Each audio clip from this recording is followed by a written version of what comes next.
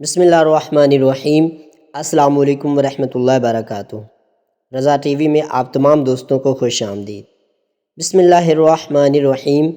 آج سے سینکڑوں برس پہلے عرب کے ایک قبیلے طوائے میں حاتم نامی شخص پیدا ہوا۔ وہ اتنا سخی تھا کہ اس کی سخاوت کے قصے دنیا بھر میں مشہور ہوئے۔ اس کے دروازے پر جو شخص بھی آیا اپنی ضرورت پوری کر کے گیا۔ کہتے ہیں کہ اسے اپنے ایک گھوڑے سے بہت پیار تھا۔ گھوڑا بھی اپنے مالک کا وفادار تھا۔ ایک روز آدھی رات کے قریب اس کے گھر میں چند مہمان آ گئے۔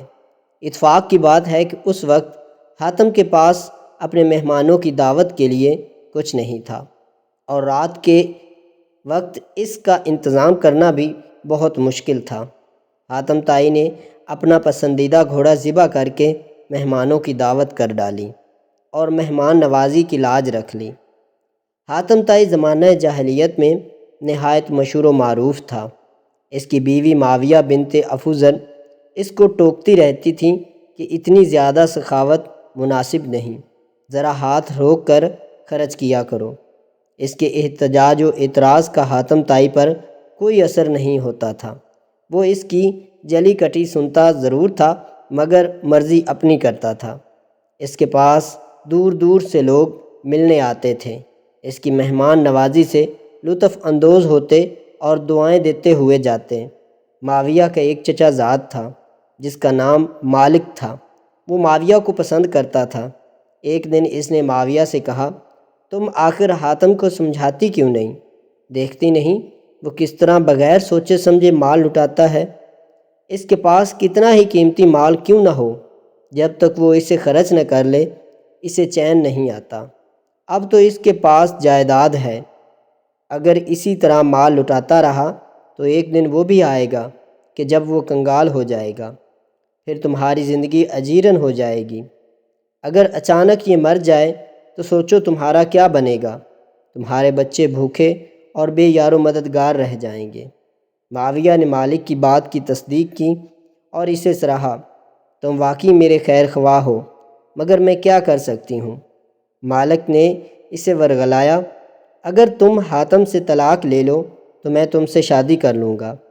میں مالی طور پر حاتم سے زیادہ مستحکم ہوں، مالدار ہوں اور صاحب جائیداد ہوں۔ میرے ساتھ تمہیں کوئی پریشانی نہیں ہوگی۔ یہ اسلام سے پہلے کا دور تھا۔ اس دور میں عورتوں کا اپنے خاوند سے طلاق لینے کا طریقہ یہ تھا کہ عورت جانوروں کے بالوں سے بنے خیمہ میں بیٹھ جاتی۔ اگر اس کے گھر کا دروازہ مشرق کی طرف ہوتا تو وہ خیمے کا دروازہ مغرب کی طرف کر لیتی، اور اگر مغرب کی طرف ہوتا تو مشرق کی طرف پھیر دیتی۔ یہ گویا اعلان تھا کہ عورت اپنے خاوند کے ساتھ نہیں رہنا چاہتی۔ معاویہ اپنے چچا زاد کی چکنی چپڑی باتوں میں آ گئی اور آخر کار اس نے خیمے کے دروازے کا رخ بدل لیا۔ حاتم گھر آیا تو دیکھا کہ دروازے کا رخ بدلا ہوا ہے۔ اس سے سمجھ آ گئی کہ معاویہ اس کے ساتھ نہیں رہنا چاہتی۔ اس نے اپنے بیٹے عدی کو بلایا اور کہا، دیکھو تمہاری ماں نے کیا کیا ہے۔ عدی نے کہا، میں نے بھی دیکھ تو لیا ہے مگر میں کر بھی کیا سکتا ہوں۔ حاتم نے اپنے بیٹے کا ہاتھ 50 افراد پر مشتمل ایک قافلے نے حزب معمول حاتم کے گھر کے آگے آ کر پڑوا ڈالا۔ مہمانوں کا قافلہ دیکھ کر معاویہ کے پاؤں تلے سے زمین نکل گئی۔ اس نے اپنے کنیز کو بلوایا اور کہا کہ میرے چچا زاد بھائی مالک کو مہمانوں کا دیکھ کر معاویہ کے پاؤں تلے سے زمین نکل ان کے گئی۔ لیے دودھ اس نے اور اپنے کھانے کنیز پینے کا کو سامان بلوایا فوراً اور بھجوایا۔ کہا کہ میرے چچا آخر زاد مہمان بھائی نوازی تو کرنی مالک کو ہوگی۔ مہمانوں کا بتاؤ۔ کنیز سوچ رہی اسے تھی کہو کہ آج لوگ ان کے حاتم کا مقام لیے جان دودھ لیں گے، اور کھانے پینے کا یقیناً سامان آج کی فوراً رات بھجوائے۔ فیصلہ کن ہے۔ آخر مہمان کنیز نوازی تو مالک کے کرنی پاس ہوگی۔ گئی اور معاویہ کنیز کا سوچ رہی پیغام تھی دیا۔ کہ آج پیغام سنتے لوگ ہی مالک حاتم نے کا اپنا مقام سر جان لیں گے، پیٹنا شروع کر دیا، یقیناً آج اپنی کی داڑھی رات نوچی فیصلہ اور کن کہا کہ ہے۔ جاؤ معاویہ کنیز کو میرا مالک کے سلام پاس کہو گئی اور یہ اور کہو کہ معاویہ کا پیغام اسی دیا۔ مہمان نوازی پیغام سنتے اور ہی مالک اسراف نے کی وجہ سے ہی اپنا سر تو میں پیٹنا نے شروع تمہیں کر حاتم دیا، سے طلاق لینے اپنی کا داڑھی مشورہ دیا نوچی تھا۔ اور کہا کہ اب جاؤ مجھے معاویہ اس کو میرا مصیبت میں سلام کہو پھنسانا چاہتی ہو؟ اور یہ کہو کہ میں اسی باز آیا مہمان ایسی نوازی سخاوت اور اور مہمان اسراف کی نوازی وجہ سے سے ہی ایک تو میں نے ساتھ تمہیں 50 حاتم سے آدمیوں کی طلاق مہمان لینے کا نوازی مشورہ دیا تھا۔ میرے بس کی بات اب نہیں۔ مجھے اس کنیز نے آ مصیبت کر میں معاویہ پھنسانا کے سامنے چاہتی ہو؟ مالک کے میں باز الفاظ آیا دہرا ایسی دیے۔ سخاوت معاویہ اور کو یہ مہمان جواب اچھا نوازی نہ سے۔ لگا۔ گھر میں ایک مہمان ساتھ بیٹھے تھے، 50 آدمیوں آخر کی وہ حاتم مہمان طائی کی نوازی بیوی تھیں۔ میرے بس کی بات نہیں۔ کنیز نے آ کر معاویہ کے سامنے مالک کے الفاظ دہرا دیے۔ معاویہ کو یہ جواب سن کر اچھا نہ لگا۔ گھر میں مہمان بیٹھے تھے، آخر وہ حاتم طائی کی بیوی تھیں۔ اس کے گھر میں ہر وقت مہمانوں کا میلہ لگا ہوتا تھا۔ اس نے اپنی کنیز سے کہا کہ جاؤ، حاتم طائی اتنا دور نہیں، قریب ہی وادی میں ٹھہرا ہوا ہے، اسے بتاؤ کہ تمہارے گھر میں مہمان بھوکے پیاسے بیٹھے ہیں، ان کے کھانے کا بندوبست کرو۔ کنیز بھاگتی ہوئی وادی کی طرف گئی، دور سے حاتم طائی کو پکارا، مہمانوں کی خبر دی۔ اس نے کہا، اہلم و سہلن، مہمانوں کو خوش آمدید۔ وہ بھاگتا ہوا اونٹوں کے باڑے میں آیا اور اونٹ کھول کر خیمے کے پاس لایا اور ان کی پچھلی ٹانگوں کے گھٹنے کاٹ ڈالے۔ اس دور میں ذبح کرنے کا یہی طریقہ تھا۔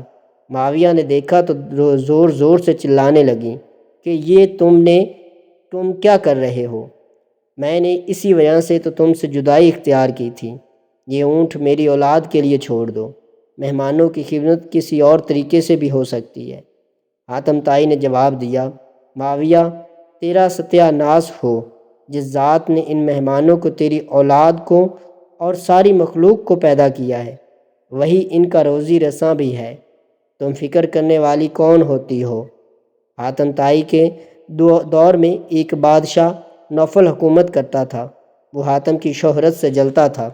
ایک دن وہ بہت بڑے لشکر کے ساتھ حاتم طائی پر حملہ کرنے چلا۔ جب حاتم طائی کو پتہ چلا تو اس نے سوچا کہ میری وجہ سے بہت سے آدمی مارے جائیں گے اور بڑی خون ریزی ہوگی، ان سب کا عذاب مجھ پر ہوگا۔ اس لیے حاتم طائی وہاں سے بھاگ کھڑا ہوا اور غار میں جا کر چھپ گیا۔ جب حاتم کے غائب ہونے کی اطلاع نوفل کو ملی تو اس نے حاتم کی تمام جائیداد اور اس کی قیمتی گھوڑے قبضے میں لے لیے۔ اس نے یہ اعلان بھی کر دیا کہ جو شخص حاتم کو گرفتار کر کے میرے پاس لائے گا اسے منہ مانگا انعام دیا جائے گا۔ یہ اعلان سن کر لالچی لوگوں نے اپنی قسمت آزمانے کا فیصلہ کیا اور حاتم کی تلاش شروع کر دی، لیکن وہ سب ناکام رہے۔ ایک دن ایک بوڑھا لکڑہارا اپنی بیوی اور بچوں کے ساتھ سوکھی ہوئی لکڑیاں ڈھونڈتے ہوئے پہاڑ کے دامن میں گیا۔ وہیں ایک غار میں حاتم چھپا ہوا تھا۔ بڑھیا بولی، کاش حاتم طائی ہمارے ہاتھ لگ جائے تو اس بڑھاپے میں ہمیں لکڑیاں ڈھونڈنا نہ پڑے، بلکہ بادشاہ سے بہت سا انعام و اکرام لے کر آئندہ آرام کی زندگی بسر کرے۔ اتنی سخت محنت سے جان چھوٹ جائے گی۔ بوڑھے نے کہا، کیسی باتیں کرتی ہو، ہماری قسمت میں آرام کہاں؟ ہماری قسمت میں تو یہی لکھا ہے کہ روز لکڑیاں جمع کریں اور شہر جا کر فروخت کریں، تب کہیں نان نمک کا انتظام ہو۔ تو اتنا نہ سوچا کر، حاتم ہمارے ہاتھ نہیں لگ سکتا۔ بڑھیا ٹھنڈی سانس بھر کر چپ ہو گئی۔ حاتم طائی غار میں چھپا ہوا ان دونوں کی باتیں سن رہا تھا۔ اس نے سوچا کہ میری اس زندگی سے کیا فائدہ؟ جس انسان کے دل میں رحم نہیں وہ انسان ہی نہیں۔ حاتم غار سے باہر آ گیا اور بوڑھے لکڑہارے اور بڑھیا سے مخاطب ہو کر بولا، تم لوگ مجھے نوفل بادشاہ کے پاس لے چلو اور اپنا انعام پاؤ تاکہ تمہاری آئندہ کی زندگی آرام سے گزرے۔ بوڑھے لکڑہارے نے کہا، ہم ایسا نہیں کر سکتے، نہ جانے بادشاہ تمہارے ساتھ کیسا سلوک کرے۔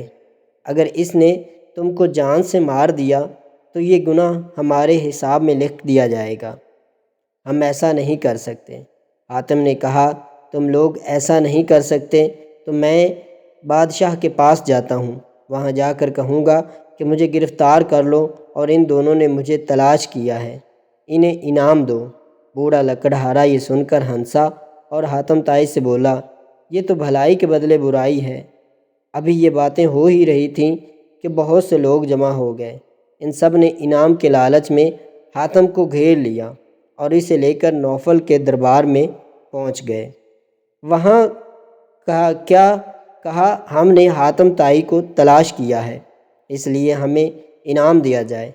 ان لوگوں کے ساتھ بوڑھا لکڑہارا اور بڑھیا بھی بادشاہ کے دربار میں پہنچے اور ایک کونے میں خاموش کھڑے ہو گئے۔